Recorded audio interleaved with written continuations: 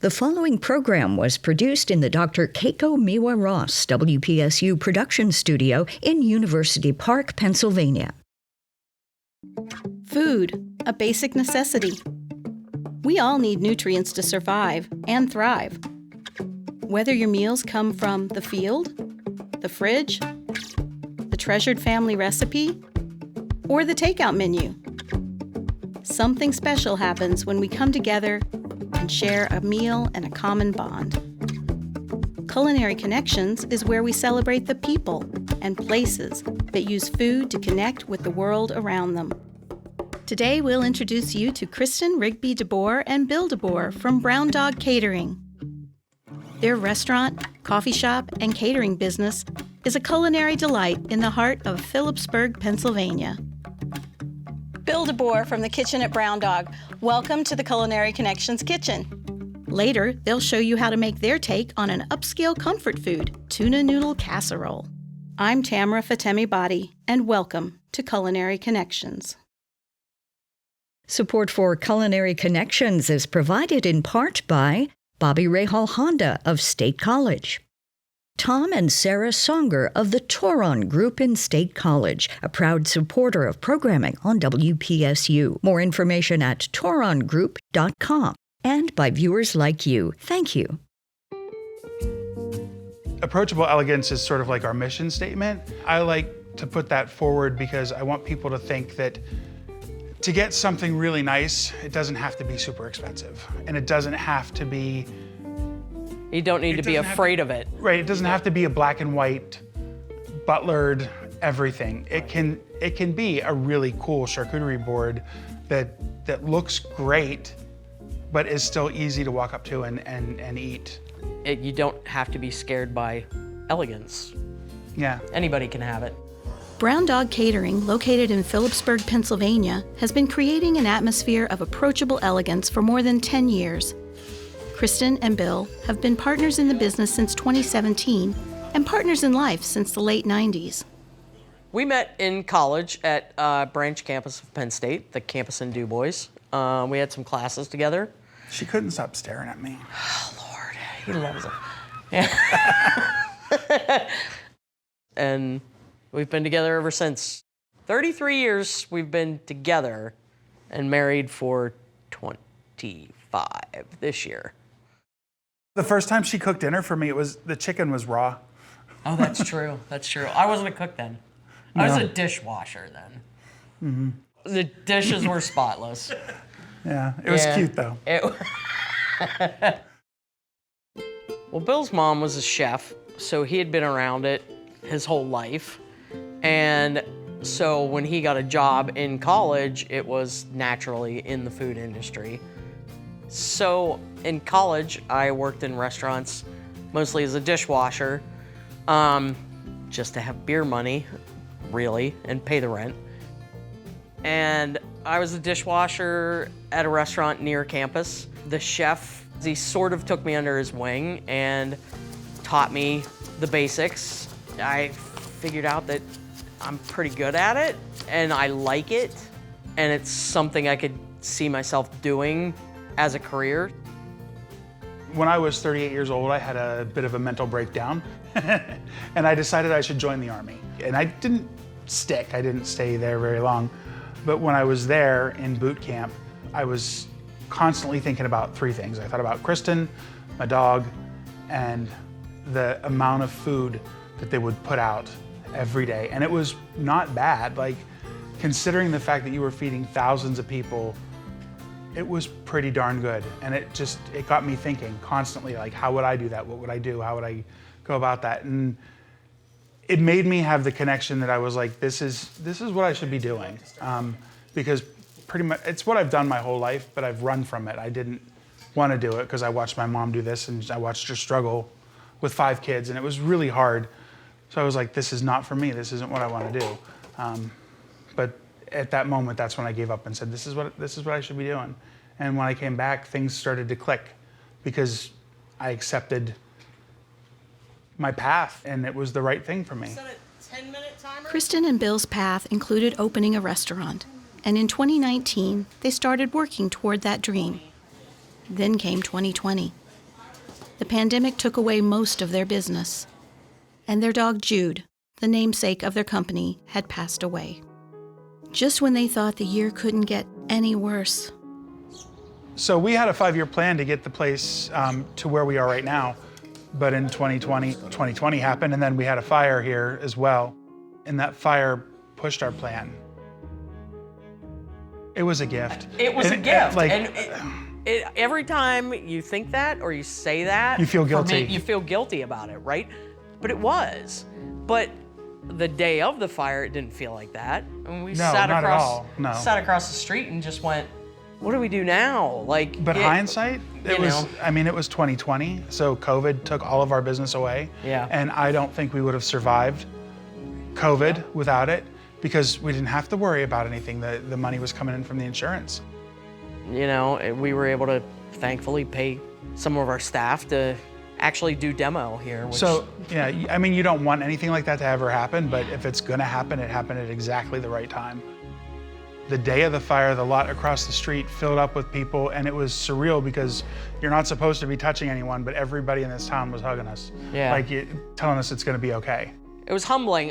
That day you're in shock, right? And it took a few days to set in just how caring everybody was being with us. And it was, that day it didn't really sink in, but it was pretty spectacular. When the restoration was completed, Kristen and Bill were back in business. 3 businesses, actually. After they got Brown Dog Catering back up to speed, they opened the kitchen restaurant. And something Phillipsburg was lacking, a coffee shop. Coffee shop came about because we don't have one in Phillipsburg. And the restaurant is just because I always wanted a restaurant, so we have a restaurant. Those two allow us to kind of do whatever we want because Bill is trained in pastry. He gets to do pastries for the coffee shop, and I get to do whatever the heck I feel like it in the restaurant, right? Because it's not dependent upon it to pay the bills because the catering does. There was a sense of welcoming since the time we bought the building. We have felt welcome and wanted, and really, really wanted. Not like we were just another business that was opening in town that was gonna put taxes into town. We feel like we are part of the town because we opened their doors. And as far as the restaurant goes, we change the menu pretty frequently because I get bored of making the same thing 6 months straight. After 2 weeks, I'm tired of it. I want to try something else. We both like food, obviously. Clearly. We like to eat, and we're adventurous. So if we have something that we like, I always want to try and recreate that.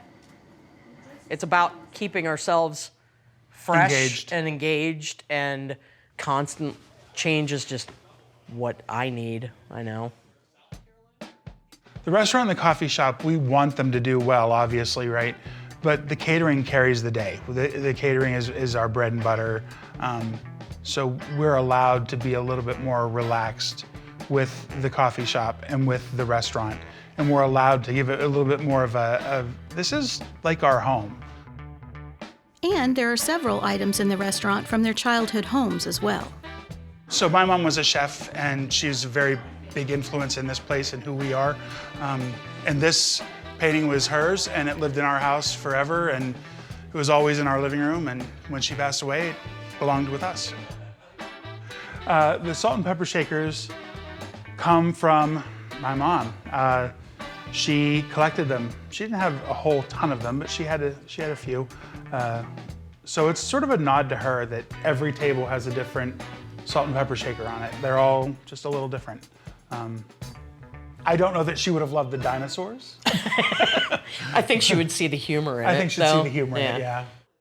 I think both of our moms' influence is very prevalent in not only in our restaurant, in the little touches here and there, but also in our careers as a whole, in different ways, right? Bill's mom being a chef and mine not, mine being a not very good cook. That our moms drove us down this path, and And we're thankful for that. Yeah. It sucks that it's been 5 years that she's gone, and I was the only boy. So we're similar in that our mothers were single mothers and 5 kids. His mom would be probably our biggest supporter if she were still here, because she would be so proud of him. We wouldn't be able to get rid of her. Yeah, she'd be here all the time.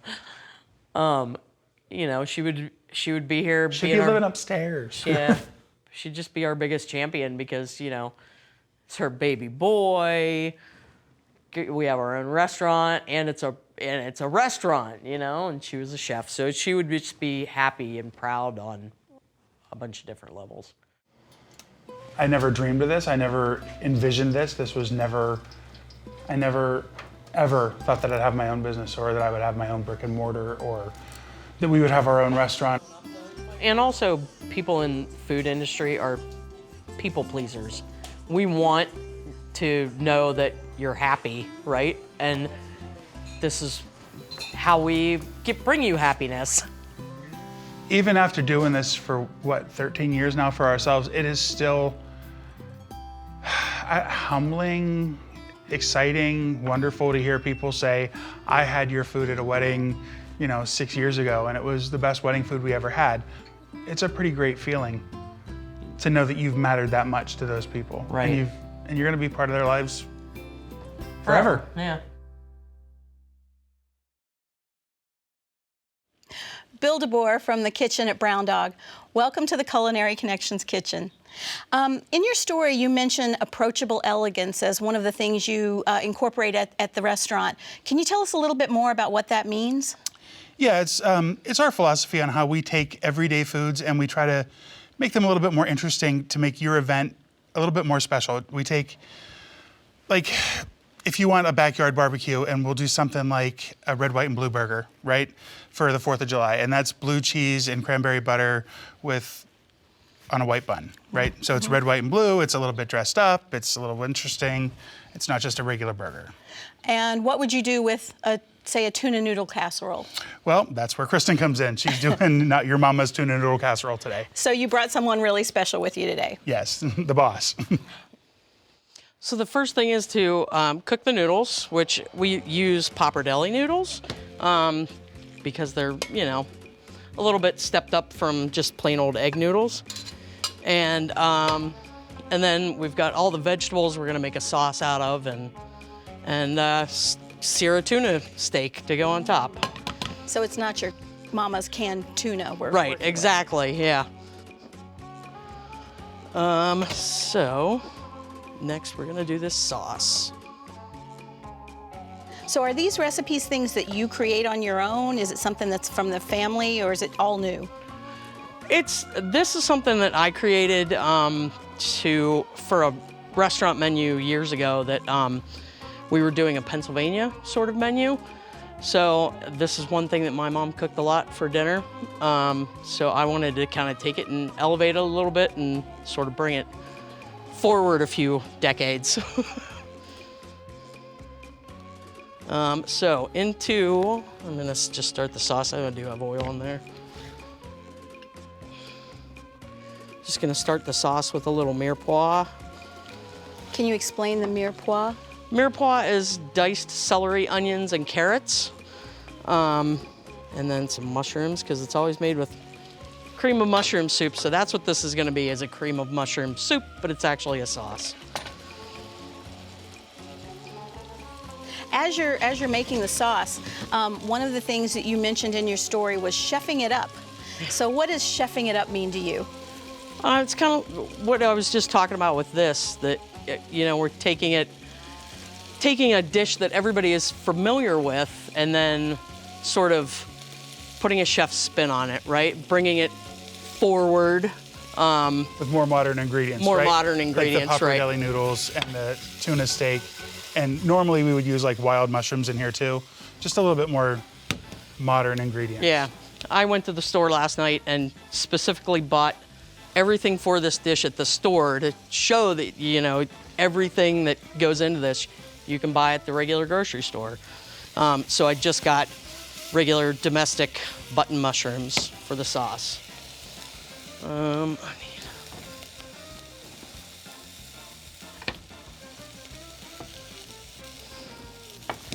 Is this one of the more popular items at the restaurant?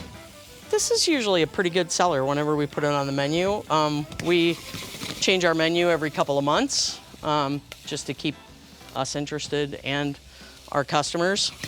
So it's been on our menu a couple of times now, I think, and it's a pretty good seller. So I just have a little bit of vegetable stock here. I love the sizzle. Speaking of sizzle, does you sear the tuna? You said, right? Mm-hmm. Yeah. Okay, so Yeah. get that pan going here in a minute. Yeah. It's on. Hopefully it's warming up. Okay, great. And then a little bit of roux in there just to thicken that up. And a roux is basically butter and flour, right? Right, melted butter, and then you add flour to it until there's no more liquid evident.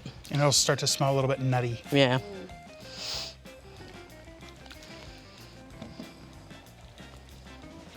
You put it in your boiling stock and it'll help pull your sauce together and make it nice and thick for you. So we're making a chefed up mushroom soup. Yeah, exactly. All right. And then heavy cream.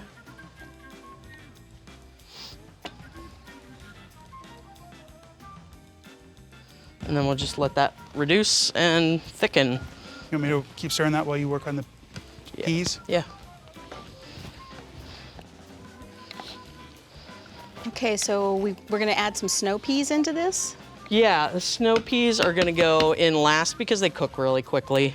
So basically, you just wanna take the thread off of the snow peas, right? You pick off one end and pull it down the length. And then we're just gonna slice those up, and those will go in the sauce last.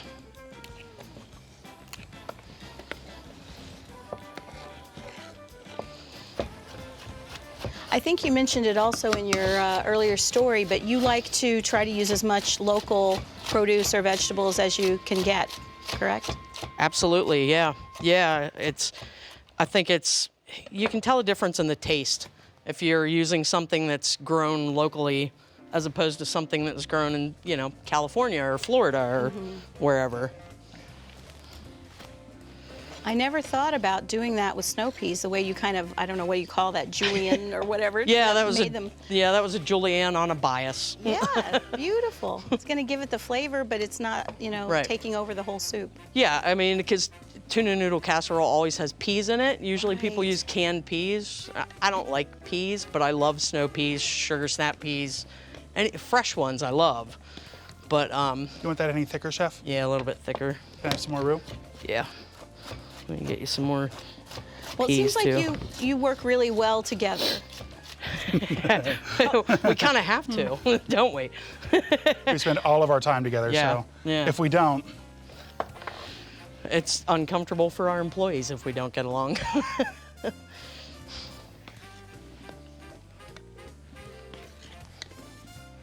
All right, that pan should be good and hot now for that. So always bring your meats to temperature in the air in your kitchen. It brings out the flavor in them, right? And then season them with salt and pepper. So you're saying room temperature. Right, just Okay. let them sit out on the counter for 5-10 minutes before you cook them. It helps bring out the flavor in the meat and helps them cook a little quicker too. That is a beautiful piece of tuna. Right? And again, I just bought this at the grocery store, so.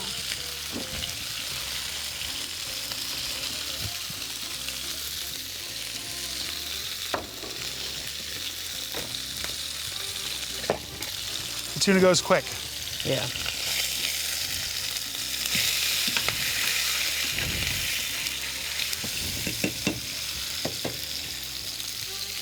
How's that look? I turned it off. Yeah. Yep. That's good. It's Turn that really part starting to smell amazing. Wish people could be here to smell this. One day, smell-o-vision will be here. Yeah, the next step.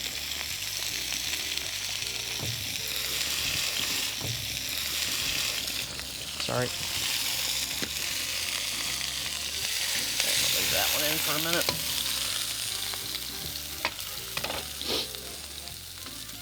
So you really did just sear the outside, Yep. both sides. Sear the outside a little bit, cook it rare, and then it's just absolutely. And then when you slice it, you want to slice against the grain. So the grain on this one is going that way.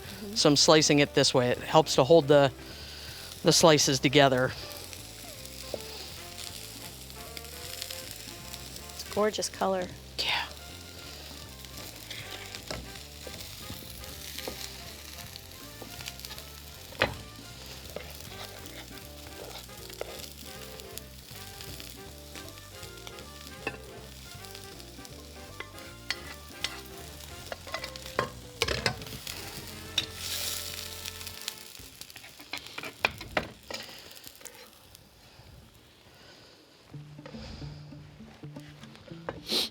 We've also played with this where we've taken it and done blackening seasoning on top of it too, on the tuna. Gives it a little different flavor, makes it a little bit more spicy. Yep. And that is it. A little bit of shredded Asiago on the top, and I mean panko breadcrumbs instead of crackers. A lot of people do crackers. Yeah. You could do panko breadcrumbs on top. Yeah, but there it is, chefed up tuna noodle casserole. That's amazing. Can you tell me a little bit about the salt and pepper shakers that you brought with you today? We every restaurant needs salt and pepper shakers, right? But we didn't want to have just, plain Jane everywhere. We had a couple cool ones at home, so we brought those in and then just expanded on it. So we try to keep them all white. Bill's mom collected salt and pepper shakers, so that was kind of where the inspiration came from, because his mom was a chef. So. And our mothers are peppered throughout the whole restaurant, so. Yeah. Peppered. Cute. Not intentional. Thanks so much, Kristen and Bill, for sharing your chefed-up version of tuna noodle casserole with us. It looks absolutely delicious. And now, how about we try some of these unique sweet treats that Bill creates? Brown Dog Catering is named for the brown dog, Jude. So then we didn't want the other dogs to feel left out. And I also wanted the coffee shop to have some signature items, right? Some things that you couldn't go anywhere else and get. And the, naming them after the dogs just feels natural since we're Brown Dog Catering. We had a miniature dachshund. She passed away about a year ago. Her name was Josie, and she was white with cinnamon-colored spots and blue eyes. So it's got the cinnamon batter with white chocolate chips and blueberries, and then we dip the top in sugar. So the Joey Coco is a Mexican hot chocolate named for our Chihuahua. And Mexican hot chocolates have a little bit of spice in them, a little bit of kick to them. Cayenne, vanilla, cinnamon. It's really nice. It's a really interesting flavor combination. Yeah. And then the Jack muffin is named for our other dog, Jack, who's a big dum-dum. And he's black and white, so it's a dark chocolate muffin with a cream cheese in the center. And it's topped with rock sugar because Jack has an affinity for rocks. He's weird about rocks. He eats them. He eats them.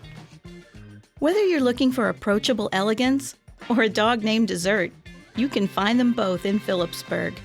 This is where Kristen and Bill found their home. But food is where they belong.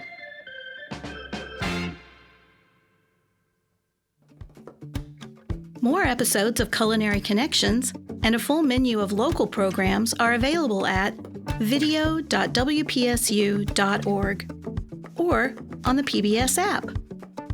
And to experience a whole world of international cuisine, check out World Kitchen at wpsu.org/worldkitchen. Food is my passion and making a difference. Just curious, from don't put your hand underneath. Good Day Cafe is so many things beyond just that name. Well, the secret to Italian cooking is put a lot of love in it. and that's what I've been doing. To get something really nice, it doesn't have to be super expensive, and it doesn't have to be... You don't need to be afraid of it. We'd like to thank all of you for watching this season of Culinary Connections. We sure had a lot of fun making it for you and hope you enjoy this peek behind the scenes.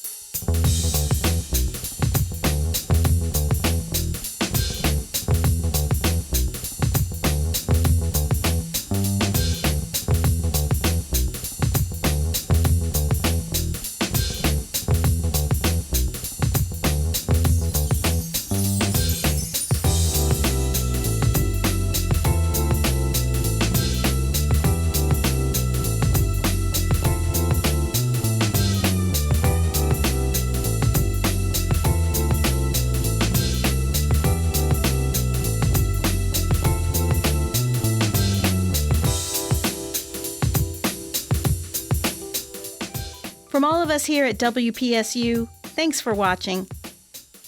And remember to connect with the food community around you.